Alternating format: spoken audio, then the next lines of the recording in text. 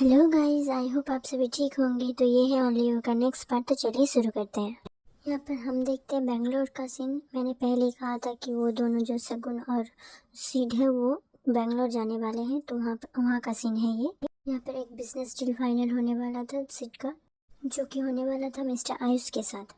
Mister Ayush का जो company था वो सिड से बहुत ही बड़ा था, दैट्स वाई ये अपॉर्चुनिटी वो मिस नहीं कर सकते थे।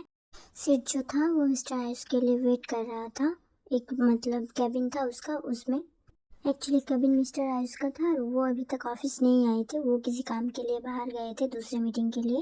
दैट्स वाई वहाँ पे सिड वेट कर रहा था मिस्टर आयुष के साइन लेने के लिए।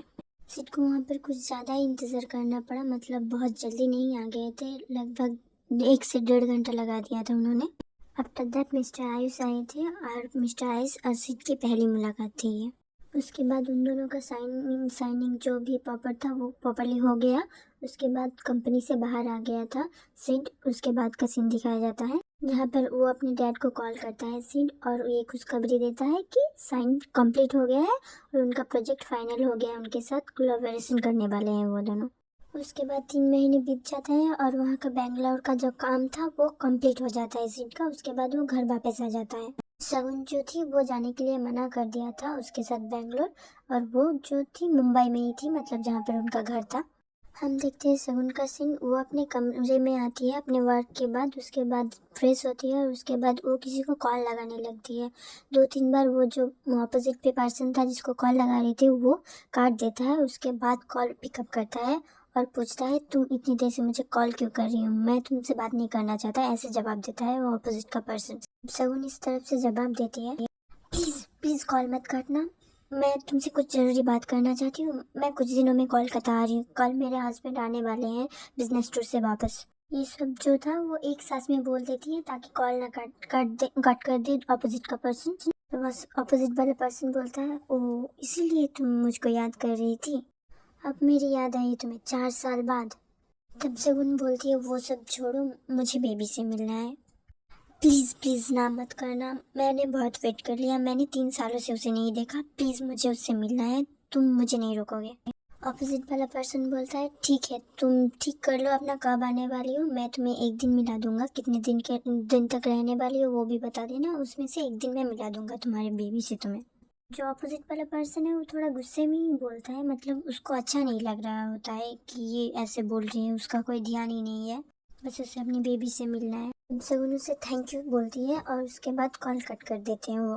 उसके बाद जो सगुन होती है ना बहुत खुश हो जाती है और वो मतलब अपने बेड पे बैठ जाती है और मुस्कुराने लगती है। हम देखते हैं सीट की तरफ जहाँ पर वो आयुष के साथ मतलब अपना प्रोजेक्ट कंप्लीट कर चुका था। उसके बाद उसके साथ लास्ट मीटिंग करने के लिए गया था, बाय बोलने के लिए गया था एक्चुअली। उसके बाद उसे बाय बोलता है और वो जहाँ पर रह रहा था वहाँ पर आके सो जाता है। उसके बाद अगले दिन मॉर्निंग को वो फ्लाइट लेता है अपने घर के लिए और घर वापस आ जाता है। एयरपोर्ट में उसे पिक करने के लिए सगुन गई थी अकेली। वो कार में आ रहे होते हैं और सगुन ड्राइव कर रही होती है। देन सगुन एंड सिड जो होते हैं वो दोनों बातें करने लगते हैं अपने बिजनेस के बारे में, अपने वर्क के बारे में। देन बीच में सगुन टोक देती है उसे और बोलती है हम कोलकाता कब जा रहे हैं, तुमने प्रॉमिस किया था मुझे कि तुम मुझे कोलकाता घुमाने लेके जाओगे। तब सिड बोलता है तुम शायद भूल रही हो, यहाँ पर हमें कुछ काम है, उसके बाद जाएंगे हम, तुम्हारा सपनों का शहर कोलकाता। तुम वहाँ पर जाने के लिए इतना क्यों मर रही हो, तुम्हारा एक्स वहीं पर रहता है क्या? ये सुनकर सगुन शॉक हो जाती है और बोलती है तुम्हें कैसे पता? तब सिड थोड़ा सा हड़बड़ा जाता है और बोलता है मैं सही था क्या? तब सगुन बोलती है यहाँ का काम ना, तो चलो अभी कंप्लीट कर लेते हैं, वैसे भी 3 मंथ हो गया है हमारी शादी को। तब सिड बोलता है बेबी कल 4 मंथ होने वाला है और तुम बोल रही हो 3 मंथ। 4-5 घंटे का स्किप लेते हुए हम देखते हैं उनको घर में। वो अपने कमरे में होते हैं। सिड बोलता है मैंने तो अपनी पूरी कहानी तुम्हें सुनाई थी, तुम कब सुनाने वाले हो? तब सगुन बोलती है मेरी कहानी उतनी भी खास नहीं है, डॉक्टर की पढ़ाई करते वक्त हम दोनों मिले थे, बट वो अडॉप्टेड था, दैट्स वाई उसके पेरेंट्स ने उससे सारी प्रॉपर्टी उसकी कजिन को दे दी थी, दैट्स वाई मेरे पेरेंट्स नहीं माने थे शादी के लिए।